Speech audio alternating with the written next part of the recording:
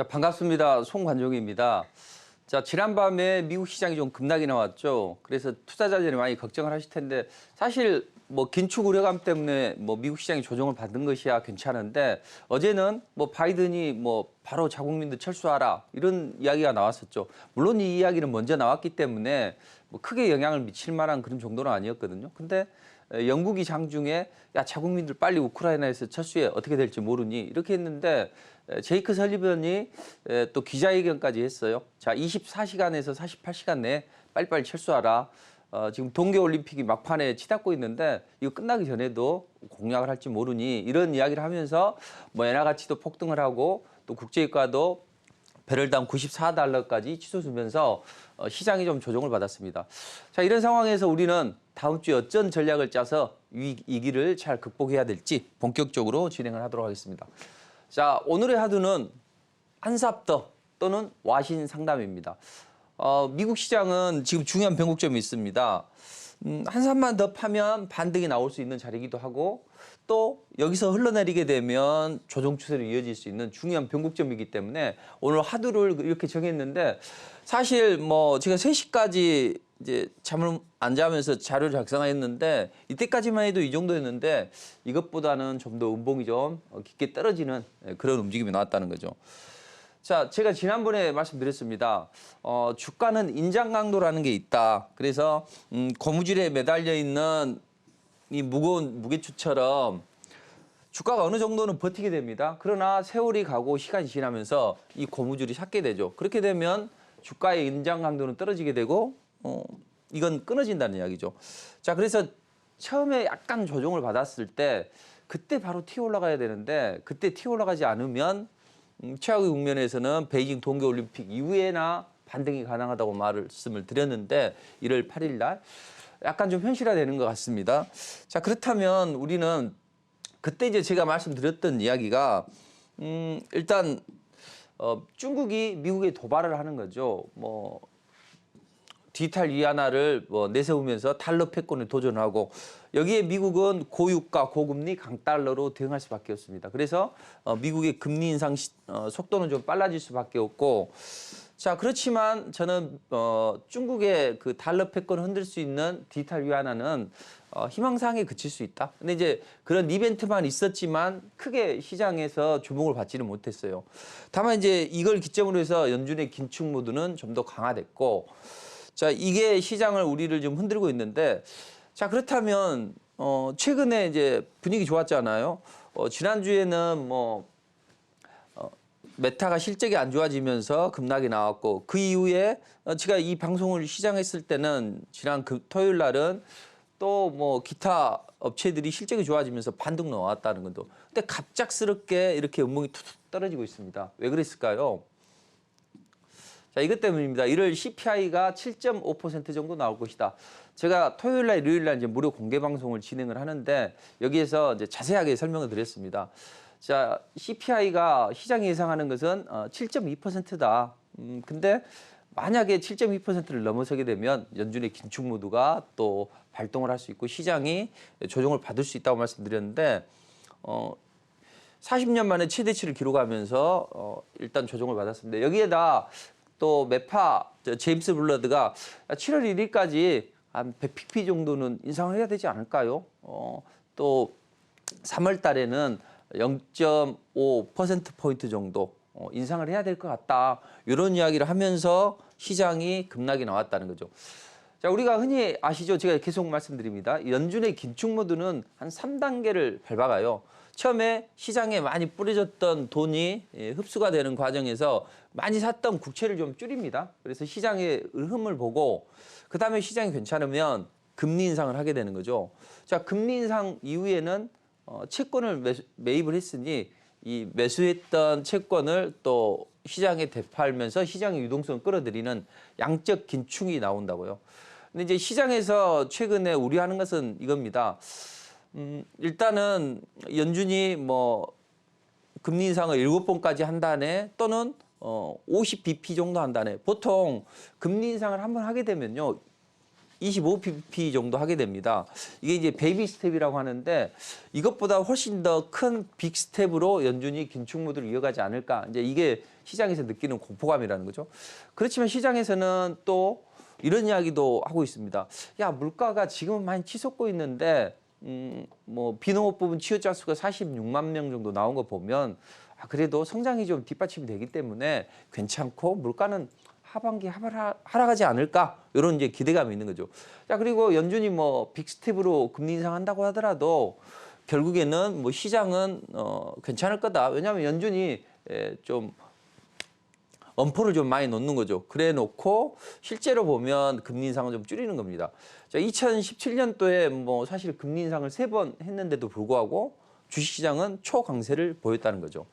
그래서 시장은 하반기 때 되면 물가는 안정을 찾아갈 거야. 그리고 연준이 지금 대포를 쏘고 있는데 괜찮을 거야. 그리고 설령 금리 인상을 3번 하더라도 2017년도에 초강세 보였지 않냐. 이런 입장을 보이고 있습니다.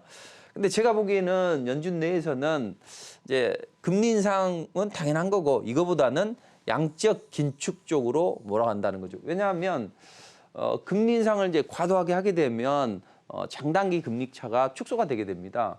그럼 예대 마진으로 먹고 사는 싸게 빌렸다가 비싸게 하는 이 장단기 금리 차가 좀 커져야만 은행주들이 좋아지는데 이 소형 은행주들은 버틸 수가 없다는 거죠.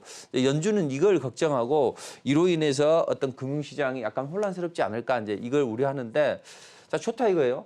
어차피 대부분의 시청자들은 아실 겁니다. 미국의 금리 인상 또 우크라이나를 둘러싼 지정학적 리스크 이런 여러 가지 때문에 미국 시장이 좀 쉬어가고 있는데 과연 여기보다 이제 음봉이 깊게 좀 떨어졌어요. 다음 방향성이 궁금하겠죠. 이제 차트를 좀 보시나 아시는 분들은 뭔가 에너지가 응집이 됐다는 거죠. 우리가 돋보기에 초점이 맞으면 종이가 타듯이 주식은 차트를 보실 때 가장 중요한 건 이 평선들이 이렇게 수렴이 되게 되면 반드시 한 방향으로 튀게 되어 있습니다. 그래서 조만간 어떤 변곡점이 나올 텐데 변동성이 좀 확대가 될 수 있다는 거죠. 저는 이제 지난주에는 일단 이런 말씀을 드렸을 거예요. 자, 지난주에는 자, 박스권 등락이 나온다. 자, 올라갔다가 다시 눌러주는 박스권 등락이 나왔죠. 이후에는 한 1, 2주 안에는 이제 확실히 방향성을 잡아갈 겁니다. 그러니까 앞으로 1, 2주가 대단히 시장에는 중요하다 이렇게 생각을 하시면 되겠습니다. 자, 그럼 이제 현재 모습은 이런 모습이라는 거죠. 현재 이 모습이 앞으로 어떻게 변할 것인가 이제 제가 전체 이제 차트를 좀 분석을 해봤어요. 최근에 나스닥이 하락을 해서 지금 21선에 언저리 왔을 때 과연 어떤 모습을 이어갔는가 한 3가지, 4가지 정도 패턴이 있습니다. 이제 우리가 원하는 건 이거죠. 주가가 하락을 해서 21선에 안착을 해서 주가가 이제 쭉 상승으로 이제 치닫는 이런 분위기가 나와야 되는 거죠. 이때는 연준이 헬리콥터로 돈을 뿌려서 시장을 좀 안정시켰기 때문에 이런 결과가 나오는 건 당연합니다. 자, 두 번째 보면 20선 안착을 한 듯 하다가 한번 반등이 나오다가 다시 눌러주는 뭐 이 정도도 우리는 나쁘지 않겠죠. 충분히 대응할 수 있는 움직임이 있기 때문에. 근데 그 다음에 안 좋은 것은 일단 21선에 안착을 해서 여기서 20선 위로 돌파했다 눌러주고 어영부영했지만 그래도 반등이 나왔잖아요. 적어도 이 정도라도 나와야 되는데 이제 가장 안 좋은 것은 어떤 흐름이냐면 20선에 안착을 나왔을 때 20선 위로 돌파했다가 눌러줬죠. 그 다음에 지금 이 상황이 좀 전개가 되고 있는데 음봉이 떨어졌다는 이야기죠. 음봉이 좀 떨어지고 여기서 이제 리바운딩이 나오고 계속 이어가야 되는데 여기서 빼버리게 되면 사실 좀 어렵다는 이야기죠. 물론 이제 이때도 계속적으로 조정을 받는 건 아니고 조정을 받고 돌려 세우고 움직이는 이제 이런 구조로 갑니다.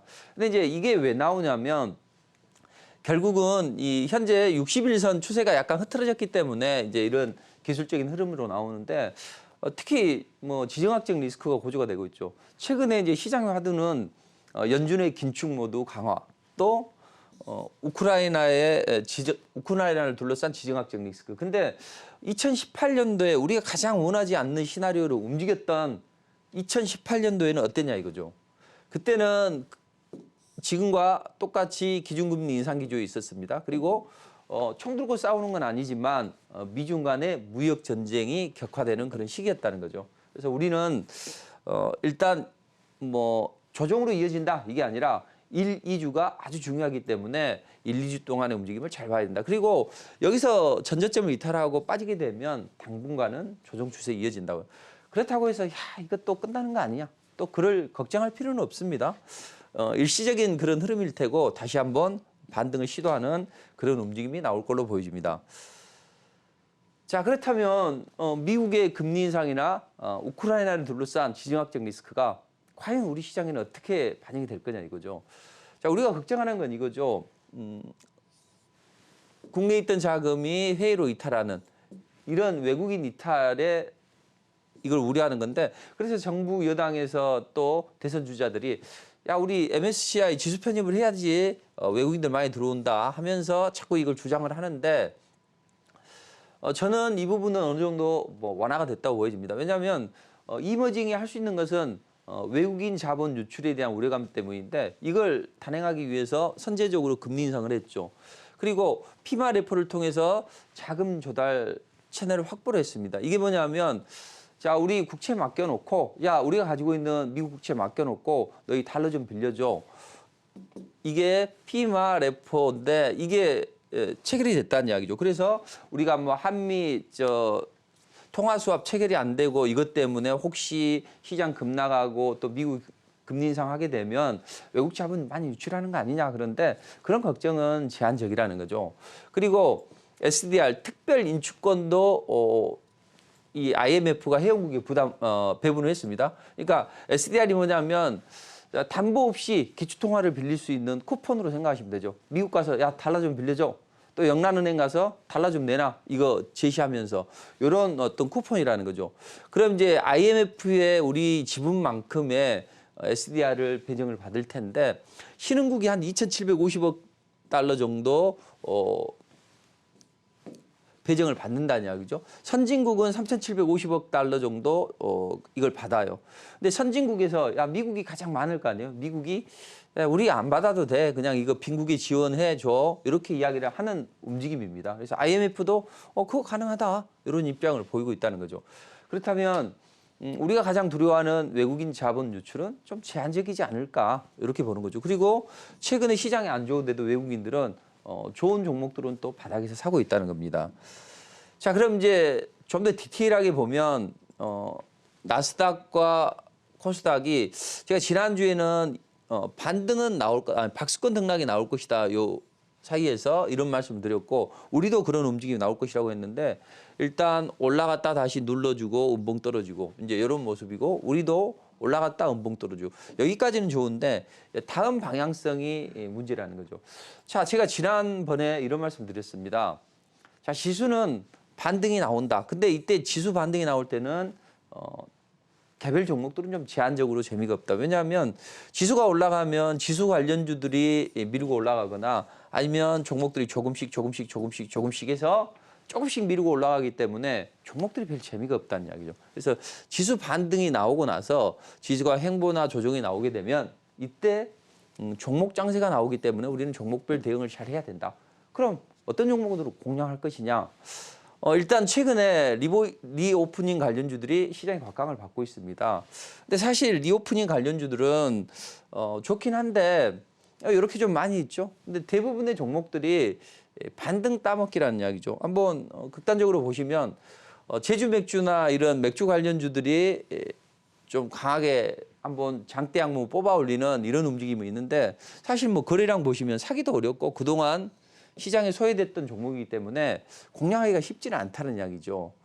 자, 그리고 아시아나항공도 보시면 아시겠지만 일단 큰 움직임이 안 나온다는 이야기죠. 역배열되어 있고 물론 대부분의 투자자들이 이때나 이제 이때 장대 항공 뽑아 올리면 전문가 집단이나 뭐 애널리스트들도 자 이제는 리오프닝에 대해서 신경을 써야 된다. 관련주를 좀 담아보다. 싸졌지 않냐? 근데 싼 게 비지떡이라는 이야기가 있죠. 물론 얘네들이 본격적으로 올라가려면 한 몇 주는 걸려요. 1, 2주 정도 최소한 걸리고 2, 3주 정도는 걸리고 확진자가 감소한 후에도 접근해도 늦지 않습니다. 근데 대부분이 이제 양봉에서 사거나 양봉 눌림목에서 샀다면 물릴 수 있다는 거죠. 자, 그래서 굳이 저는 리오프닝 관련주들이 뭐 중장기적으로는 좋습니다. 다만 이 종목들을 바닥에서 샀다면 모를까, 중간에 따라갔다면 물리는 자리라는 이야기죠. 그리고 이 리오프닝 관련주들이 뭐 올라가 봐야 뭐 10에서 20, 뭐 이 정도 아주 많으면 한 30까지는 올라갈 수 있겠죠. 자, 잡은 부자는 될 수는 있어요. 리오프닝 관련주들이. 다들 리오프닝 이야기를 하지만 사실 저는 좀 대형주든 아니면 테마주든 좀 강한 상승이 나오는 구간을 원하는 거지 이렇게 조금 뭐 상승하는 것은 그닥 선호하는 그런 스타일은 아닙니다. 근데 이 리오프닝 관련주가 뭐 작은 부자는 될 수 있어요. 그렇지만 좀 큰 부자 되고 큰 수익을 창출하려면 뭐냐? 결국 시장의 흐름을 잇고 국제 정세나 국제 금융시장을 잘 잇고 여기에서 강한 임팩트가 있게 상승할 수 있는 그런 종목을 공략을 해야만 좋다. 자, 그렇다면 아까 제가 조금 전에 말씀드렸던 리오프닝 관련주도 봐야 됩니다. 그리고 성장 섹터에서는 순환매가 나옵니다. 뭐 SK 하이닉스 좋아요. 눌림목에서 공략이 됩니다. 또 2차전지 관련주, 뭐 에코프로 BM 화재 사고 있었지만 잘 극복을 하면서 반등도 나오고 시속 게임을 벌인다는 이야기죠. 자, 이런 상황에서 코로나 관련주들, 뭐 그동안 진단 키트 이런 종목들을 이제 미리 제시해 드렸는데 그런 종목들이 이제 올라갔다가 지금은 약간 꺾이는 자리라는 거죠. 앞으로는 코로나 확산세가 거칠어지다 보니 경구형 치료제에 대한 기대감이 많아지겠죠. 근데 경구형 치료제 관련주들도 이제 많이 상승을 했다는 이야기죠.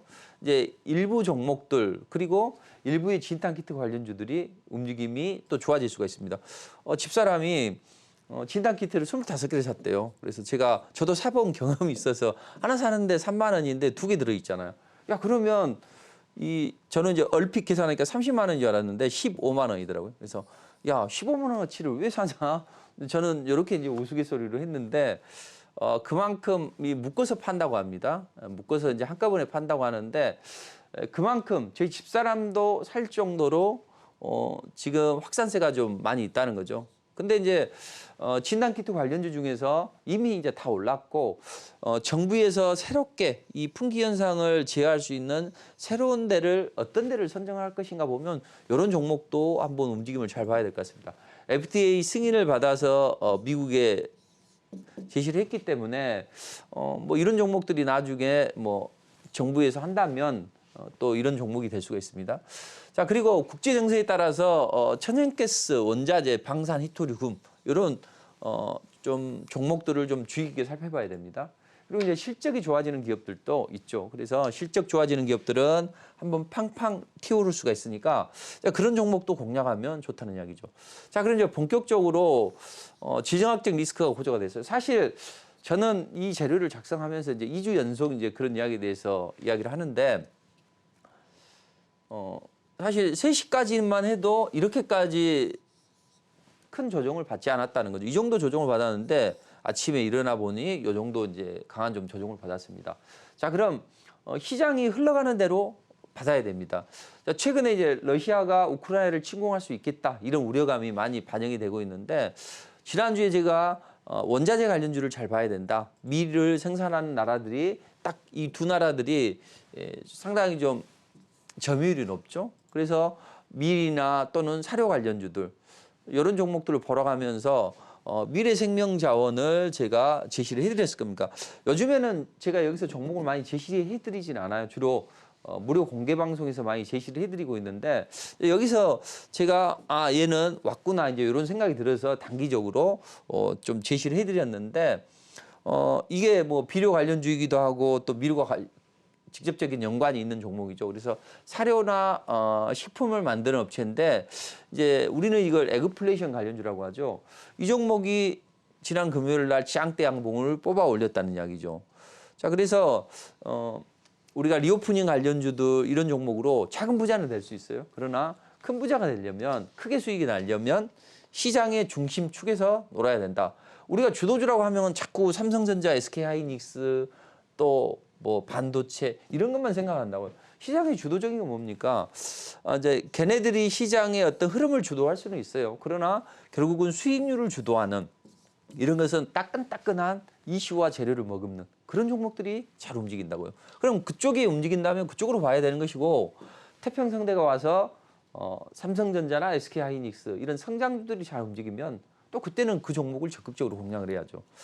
자, 그럼 이제 앞으로도 이 비료나 천연가스, 비료나 아니면 사료 관련주들이 움직임이 좋아질 수 있다. 그래서 여전히 이쪽은 이제 우상향 추세를 조금 단기간으로 좀 할 수 있고요. 그렇다면 이 관련주 중에서는 앞으로 좀 추가 상승도 가능하고 또 이제 장대 항목 뽑아 올렸으니까 추가적으로 한 2, 3일 또는 조금 많이 올라오면 5일까지도 상승을 할 수 있다는 이야기죠. 그리고 사료 관련주들 보면 그 중에서 이제 하루 이틀 또 눌림목을 주면 또 강한 또 상승이 나올 수가 있습니다. 그래서 원자재 관련주 특히 밀이나 사료 관련주들을 잘 보자. 자, 그럼 또 다른 원자재는 없을까? 이렇게 보시면 알루미늄 관련주도 봐야 됩니다. 자, 중국에서 알루미늄이 생산이 많이 되는 지역이 광시인데 광시 바이서가 지금 중국의 생산의 한 5.6%를 담당을 합니다. 근데 이쪽에서 봉쇄를 하다 보니 생산량이 줄어들고 또 러시아도 상당히 좀 많이 생산을 하는데 만약에 우크라이나 침공을 해서 이로 인해서 서방의 제재를 받는다면 당연히 알루미늄도 또 수급이 좀 딸리겠죠. 그래서 지금 최근에 선물 가격은 치솟으면서 14년 만에 최고치를 기록하고 있습니다. 반면에 재고량은 76만 톤밖에 안 돼요. 그래서 76만 톤이라는 것은 지금 가장 낮은 수준의 어떤 재고다 이렇게 생각을 하시고 알루미늄 관련주가 움직임을 좀 잘 살펴봐야 된다. 왜냐하면 지금 전 세계가 이산화탄소를 감축시키는 그런 움직임 속에서 전기차 생산량을 늘리고 있잖아요. 그럼 전기차 생산이 늘어나게 되면 당연히 알루미늄은 부족한 현상이 나타나게 되겠죠. 그러니까 알루미늄 관련주를 잘 봐야 된다. 여기서는 제가 시간이 부족하기 때문에 다 말씀드릴 수는 없고 알루미늄 관련주들 중에서 다 좋지는 않아요.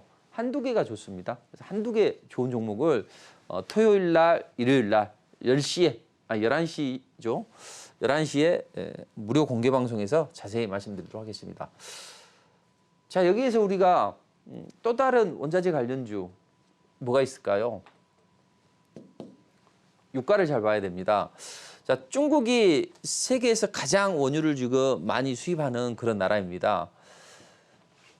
자, 근데 최근에 그 국제 에너지국이가 올해 석유 수요가 많아질 수 있다. 근데 공급은 못 따라갈 것 같아요. 왜냐하면 중동 산유국들이 일부 자신들의 문제로 인해서 생산을 많이 못 하는데 메워줄 수 있는 아랍에미레이트나 사우디가 제대로 자기 역할을 안 하는 거죠. 사우디 입장에서는 뭐 쾌재를 부릴 수 있는 거죠. 뭐 국제유가 올라가는데 우리로서는 좋다. 굳이 내가 기름 많이 생산할 필요 있겠냐 이런 입장을 보이고 있고 지금 코로나가 한창입니다. 그렇지만 전 세계가 리오프닝을 이야기를 하고 있어요. 석유 사용량이 이전보다는 상당히 좀 많이 늘어나겠죠. 9,970만 배럴을 했는데 올해 우리가 예상해 보니까 한 1억 60만 배럴 정도 되겠다. 이렇게 껑충 뛰었죠. 자, 여기에다 이란이 핵 폐기를 다시 재개를 했죠. 자, 미국이 그럼 야, 너희 핵 합의하면 우리가 그동안 제재했던 원유 수출을 약해 줄게. 그럼 공급량이 늘어나겠죠. 자, 이렇게 국제유가가 치솟을 수 있는 그런 움직임이 나옵니다. 또 하나 있죠. 최근에 러시아가 우크라이나를 침공하려고 하는 움직임 속에서 만약에 침공이나 기타 서방의 제재를 받는다면 러시아는 수출을 중단할 수 있겠죠. 또는 생산량을 감축할 수 있겠죠. 몇 가지 유가 상승 요인이 있다는 거죠. 그래서 오늘 또 당장 94달러까지 치솟는 그런 움직임이 나왔습니다. 자, 근데 여기서 중요하게 생각해야 될 건 제가 한 2년 전에 그런 말씀 드렸을 겁니다. 국제유가가 급락을 해서 마이너스 40달러까지 갔을 때 저는 그런 말씀 드렸어요.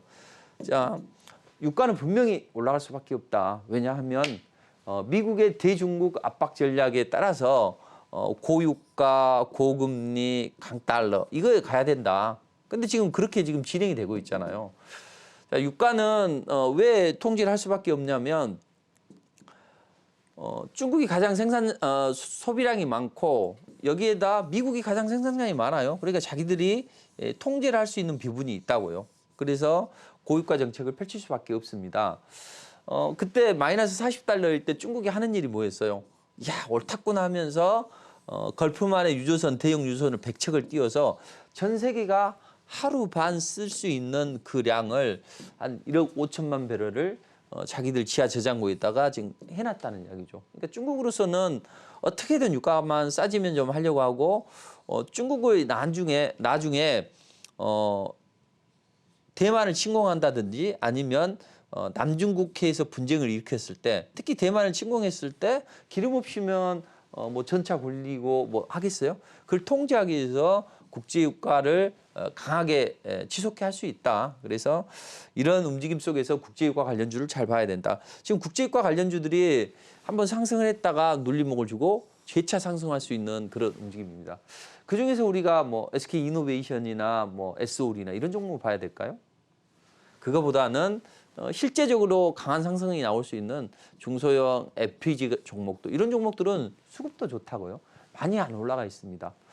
그런 종목 공략하시면 좋을 것 같아요. 저도 뭐 중앙에너비스를 리포팅해드리고 공략해드리고 해서 한 50% 가까이 뭐 치솟는 그런 움직임이 나왔는데 앞으로도 이제 이 종목들의 움직임이 좋아질 것이다.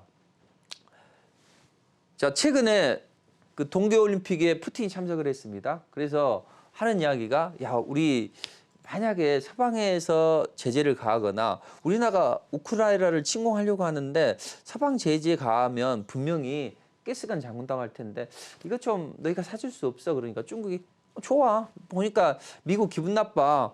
자꾸 우리 제재하려고 가지고 하니까 우리들이 힘 합쳐서 좀 미국에 좀 대응해보자. 이런 분위기가 형성이 되고 있는 거죠. 자, 여기에 대해서 제이크 설리반이 기분 나쁜 이야기를 했습니다. 야, 너희 그렇게 둘이 힘 합쳐서 하면 중국 너희가 우리가 금융 제재 가하고 또 가스관 잠그면 너희들이 사주고 또 돈 좀 도와줄 수 있는데 너희들 만만한 상황이 아니야. 왜냐하면 너희들 조금 이따 이야기하겠지만 무역 합의 제대로 이행했어? 우리가 고관세 때릴 거야. 이제 이런 입장을 최근에 보이고 있습니다. 그러니까 너희도 똥줄이 탈 거야. 한번 실제로는 지금 도와준다고 하고 있지만 그런 이야기가 나오고 있습니다. 실제로 보면 중국이 1단계 무역 합의를 이행했던 게 절반 정도밖에 이행하지를 못했어요. 한 2천억 달러 이상을 사야 되는데 이행한 것은 1,400억, 1,500억 정도밖에 안 샀죠. 이 정도밖에 안 샀어요. 그럼 이제 미국 입장에서는 갑자기 이 이야기가 대두가 됐습니다. 그동안은 조용했어요. 왜냐하면 중국하고 뭐 최대한 좀 잘해보려고 하는데 갑자기 중국이 러시아를 또 비호하는 그런 움직임이 나오는 거죠. 미국은 당장 그동안 너희가 제대로 이걸 이행을 안 했으니 이제 우리는 너희들에게 부과를 할 수 있어. 이런 조건이 된다는 거죠. 특히나 우리가 데이터 뽑아보니까 작년도 대중 무역 수지 적자가 14.5%나 증가했어. 그럼 너희들은 돈 내놔야 되지 않냐 이거죠. 그래서 제가 예상을 해본다면 이제 분명히 이게 이 강도가 좀 세질 수는 있습니다. 그렇다면 예상할 수 있는 게 그동안 유예했던 1,560억 달러 규모의 추가 관세를 무는 그 정도가 진행이 될 걸로 보여집니다. 왜냐하면 그 조건에는 야 우리가 협의를 했는데 90일 안에 하지 않으면 우리가 유예했던 관세는 부과할 수 있다. 이제 이런 입장을 보였어요. 자, 이렇게 러시아를 비호하는 중국이 못마땅한 미국이 자신들의 무역 수지 적자를 이야기를 하면서 대중 관세를 더 추가적으로 부과할 수 있다는 거죠. 그랬을 때 우리 주식시장에는 어떤 관점으로 가져야 될까요? 안 좋은 것은 피하고 또 좋아질 수 있는 섹터는 공략을 하는 게 좋겠죠. 좋아질 수 있는 섹터가 어디입니까? 바로 히토류 관련주죠. 보복할 수 있는 쪽이 이런 쪽이잖아요. 그래서 이 종목들이 한번 올라갈 듯 말 듯 올라갈 듯 말 듯 했는데 이제는 한번 움직일 수 있는 여건이 형성이 된다는 이야기죠. 중국은 이제 통폐합을 했습니다. 민메탈이나 기타 여러 가지 기업들을 통폐합을 해서 국유기업으로 합병을 했다는 이야기죠. 덩치가 엄청 커졌다는 이야기죠. 자, 이런 상황이기 때문에 히토류를 사용하는 용처가 많아요. 뭐 반도체, 스마트폰, 위성, 전기차 이쪽이 많기 때문에 자기들이 맘먹고 이걸 한다면 어떤 수급에 있어서 큰 문제가 될 수 있겠죠. 우리 요소수 생각해 보시면 그 조그만 요소수 때문에 정말 난리 났었잖아요. 자, 이런 움직임이 나올 수 있다는 거죠. 중국은 전 세계 히토류의 한 60%나 70%를 생산해냅니다. 근데 콩고 공화국이나 이런 못 사는 나라들에게 댐 지어주고 뭐 항만 건설해주는 1대1로를 진행하면서 얘네들이 부채 함정에 빠지게 만드는 거죠. 그래서 야 그럼 너희 이거 빚 못 갚으면 너희들 희토류 채굴권 우리한테 줘. 해서 콩고 공화국이나 그런 쪽에서 한 90%까지 전 세계 물량을 컨트롤할 수 있다고요. 자, 이런 움직임 때문에 히토리 관련주들을 잘 봐야 된다. 그럼 이제 히토리 관련주들이 몇 종목이 있는데 다 올라가는 거 아니에요. 요즘에는 희한한 게 어떤 테마나 섹터 내에서 딱 한두 개 이 종목이 강하게 올라간다는 거예요. 그걸 공략을 하셔야 된다는 거죠. 그래서 이건 토요일, 일요일 11시 무료 공개 방송에서 자세하게 말씀드리도록 하겠습니다. 자, 최근에 이제 EU에서 중재가 나서고 있습니다. 지금 그림이 이렇게 되는 거죠. 자, 미국은 자, 전쟁 나니까 피해라. 우크라이나는 전쟁 안 난다. 걱정하지 마라. 러시아는 우리 공략 안 할 거야. 또는 러시아에서 일부러 안 좋은 소식을 뿌려요. 야, 푸틴 저거 말로만 저러지 공략 못해. 이런 이야기를 하고 있죠. 근데 미국은 분명히 저들이 침공할 수 있다. 이렇게 하는 것이고 미국은 어머니 같은 입장이죠. 그리고 왕비 같은 입장이에요. 왕비. 예. 쟤네들이 만약에 우크라이나를 침공하게 되면 교두보가 없어지잖아요. 서방이 나토가 러시아를 압박할 수 있는 자리가 없어지기 때문에 아주 지정학적으로 중요하다는 이야기죠. 그런 입장이고 EU 입장은 어떻습니까? 아들을 또는 딸을 벌모로 제공하는 그런 왕하고 같은 입장이죠. 물론 우크라이나가 좀 걱정스럽긴 하지만 그래도 내가 먼저 살아야 되겠다 이거죠. 만약에 이 러시아가 우크라이나를 침공하게 되면 당장 천연가스 수급이나 이런 부분이 우려스럽다는 이야기죠. 겨울인데. 그래서 지금 현재 상황은 좀 좋지 않습니다. 그래서 최근에 이제 뭐 협의를 했다고요. EU에서 노르망디 형식의 베를린 회담을 했는데 우크라이나, 러시아, 독일, 또 프랑스 이렇게 네 나라가 했어요. 근데 이제 노르망디 형식의 베를린 회담을 했는데 그게 뭐냐면 노르망디 상륙작전 아시죠? 노르망디 상륙작전을 통해서 어떤 2차 세계대전 때 유럽에서 이제 독일을 좀 격퇴할 수 있는 그런 교두보를 마련했잖아요. 그러니까 노르망디 형식에 하는데 이번에 이제 70주년을 기념으로 해서 우리가 회동했는데 이번에 그런 것처럼 노르망디 형식을 빌려서 우리가 베를린에서 해보자 했는데 사실은 이 회담이 별 성과 없이 진행을 했습니다. 여기서 이야기되는 게 민스크 협정이에요. 이 돈바스 지역에 보면 이 분리주의자들이 야 우리 러시아로 또는 자기들이 분리 독립할 거야 이런 무장 세력들이 정부군과 많이 충돌한다는 거죠. 러시아는 이 돈바스 지역에 이걸 좀 많이 좀 지원을 해줍니다.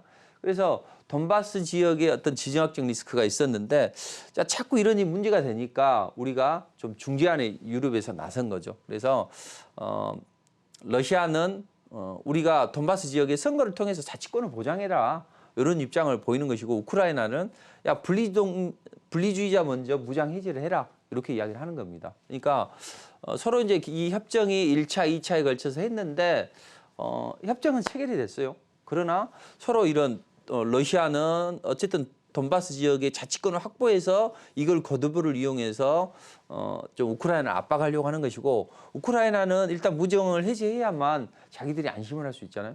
서로 첨예한 어떤 이해관계 때문에 결국 이게 실행되지 못하고 하는데 이제 당근을 주는 거죠. 결국 한마디로 지금 러시아에서 주장하는 것은 나토에 가입하지 마라 이거잖아요. 그리고 서방에서 우리 압박하지 마라 무기 쌓아놓고 이건데 결국 기본 근간에는 노드스트림 2를 안 해주니 짜증나니까 이렇게 군사적으로 지금 뭔가 압박을 가하고 있는 거죠. 근데 유럽 입장에서는 자 제발 쟤네들이 안 싸우고 적당하게 좀 합의하면 될 텐데 안 되네. 그러니까 결국은 중재안을 냈던 게 바로 이제 민스크 협정 부활이라는 거죠.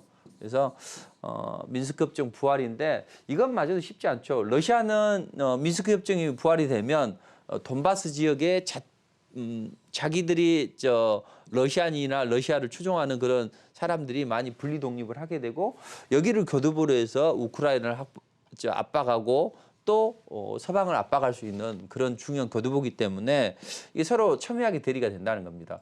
자, 그렇다면 이런 첨예한 대립 사이에서 당장 미국은 뭐 24시간이나 48시간 내에 자국민 우크라이나에서 철수해라 이런 입장을 보이고 있고, 그동안에는 약간 유보적인 입장이었는데 영국도 보니까 이 사태가 심상치 않아. 야, 그럼 우리 자국민들 빨리 철수해. 이렇게 하는 것이고, 장중에 기자회견을 설리번이 할 정도로 약간 급박하게 돌아가고 있다는 거죠. 그럼 당장 다음 주에는 우리 시장은 조정을 받고 또 이 관련주들은 튀어오를 수 있다는 겁니다. 그래서 천연가스 관련주들도 잘 봐야 됩니다. 물론 천연가스 관련주들이 천연가스의 등락에 따라서 움직이는데 조용하던 게 하루 만에 70 몇 %까지 튀어오릅니다. 최근에 천연가스가 급등을 했다가 눌러줬죠. 미국에서 천연가스가 뭐 겨울철에 사용량도 많이 필요하고 이렇기 때문에 좀 급등을 했다가 다시 제자리로 돌아왔는데 이 천연가스 가격과 이 천연가스 관련주들이 같이 움직이는 건 아니에요. 천연가스는 바닥을 치고 있다 하더라도 지정학적 리스크가 고조가 되면 그에 따라서 움직이는 종목이 있어요.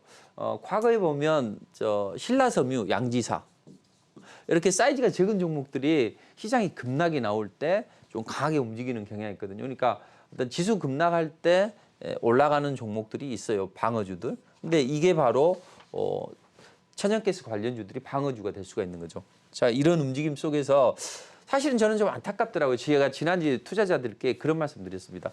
야, 우리가 지금 지정학적 리스크가 고조가 되니까 이 천연가스 관련주 GSE를 좀 공략을 해보자 했는데 이때 제가 공략을 해드려서 3% 상승하고 그 다음날 9% 올라가서 단기간에 한 12% 상승을 했거든요. 근데 제가 이건 좀 세게 간다. 그래서 좀 홀딩을 좀 했었는데 좀 아쉽게 좀 본전에 좀 날리는 본전에 다시 매도를 했는데 그것 때문에 제가 야, 이러면 투자자들이 많이 실망할 텐데 해서 이 미래나노텍을 제시드렸다고요. 뭐 디스플레이나 IT 관련 소재를 만드는 업체인데 아침에 저점에서 하니까 10분 정도 매수 타이밍을 주더니 장중에 22%까지 치솟았죠. 그래서 제가 투자자들에게 이제 문자를 보내드렸던 내용인데 중요한 건 뭐냐면 제가 이제 과거에 잘 못했던 부분이 그 수익을 너무 많이 보려고 해서 잘 이제 뭐 50% 100% 이렇게 내려고만 해요. 좀 제가 욕심이 좀 과하거든요. 그런 면에서는. 근데 이번에는 오히려 급등할 때 여기 꼭지에서 8,200원부터 상승하는 구간에 추적 관찰용 빼놓고는 일부만 남기고 다 전량 차익 실현해라. 이제 이런 문자를 보내드렸는데 이런 움직임을 가져갔습니다. 그리고 뭐 투자자들에게 야, 새내기 확장 현실 업체가 좋은데 좀 이걸 좀 매수해 드리겠습니다 했는데 그때부터 시작을 해서 몇 분 안에 그냥 한 9% 올라오고 그 다음 날 올라가면서 17% 올라갔어요. 근데 많은 투자자들이 이제 매수를 이제 강하게 못했어요. 뭐 일부 분들은 이제 매매를 하시던데 이런 움직임 속에서 또 간혹 손절하는 종목도 있겠죠. 왜냐하면 지정학적 리스크가 고조가 되면 투자자들은 좋은 타이밍에 매수해서 안 올라가면 일단은 리스크 관리를 작게 해야 되는데 그걸 잘 못하더라고요. 그렇지만 일단은 시장이 불안하기 때문에 그렇게 해야 됩니다. 그래서 저도 작게 리스크 관리를 하는 종목들도 있습니다.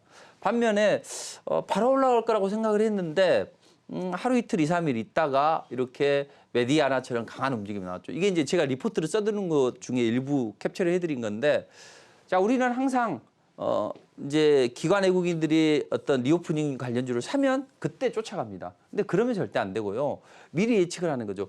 야, 코로나 확진자 수가 늘어나도 위중증 환자는 늘어나지 않아요. 근데 어느 정도 폭발적으로 늘어나게 되면 통상 확진자가 7에서 10일 정도 후에는 이 위중증 지표가 많이 늘어나. 그렇다면 산소 포화 측정도나 인공호흡기나 심장충전기 이런 것들이 판매가 늘어날 수 있고 그런 관련주가 뭐냐 메디아나다. 그럼 메디아나를 눌림목에서 공략을 하는 거죠. 이런 식으로 해야만 계좌를 좀 불릴 수 있다는 겁니다. 물론 여기에 다 잘 대응할 수는 없어요. 안 좋을 때는 가볍게 리스크 관리를 해야 됩니다. 시장은 아직까지는 태평성대가 아니기 때문입니다. 그래서 이번 주에는 이런 매매를 좀 해드렸고 또 지난주 이전에는 중앙 에러브시 이제 이걸로 한번 해드렸는데 이게 한번 눌림목을 주고 재차 상승할 수 있는 그 여건이 형성이 돼요. 그래서 국제유가 관련주들 보면 한국석유나 중앙 에너비스 이런 종목들의 움직임이 좋으니 이런 것들은 단기간에 뭐 한 50%까지도 치솟을 수 있죠. 제가 GS를 한 3번 공략을 했는데 3번 다 좋은 움직임이 나왔는데 지난번에는 한 뭐 하루만 해도 한 상한가 근처까지도 가고 했습니다. 근데 이제 최근에 보면 이런 종목들이 이 휴마시스나 이런 진단키트 관련주들이 이제 상승을 이제 급등을 했어요. 그래서 저도 저점에서 잘 잡아드렸는데 이게 제한적인 움직임이 나온다는 거죠. 그래서 일단 SD 바이오센스나 휴마시스나 이런 종목보다는 EDGC나 이런 것들이 다음에 추가한다면 정부에서 추가할 수 있는 품목으로 될 걸로 보입니다. 자, 이렇게 보시면 될 것 같습니다. 자, 어려운 시장입니다. 다만 우리가 정신을 똑바로 차리면 그 틈바구니 내에서도 계좌를 불릴 수 있는 그런 종목이 있고 또 우리가 이 쏟아지는 비를 맞을 필요는 없어요. 좀 리스크 관리를 하면서 잘 올라갈 수 있는 쪽으로 한다면 또 시장이 조금 그런 과정을 거치다 보면 또 태평성대도 올 테니까 어제 미국 시장이 좀 조정을 받아서 걱정하실 텐데 너무 걱정하지 마시고 힘내시고 화이팅 하십시오.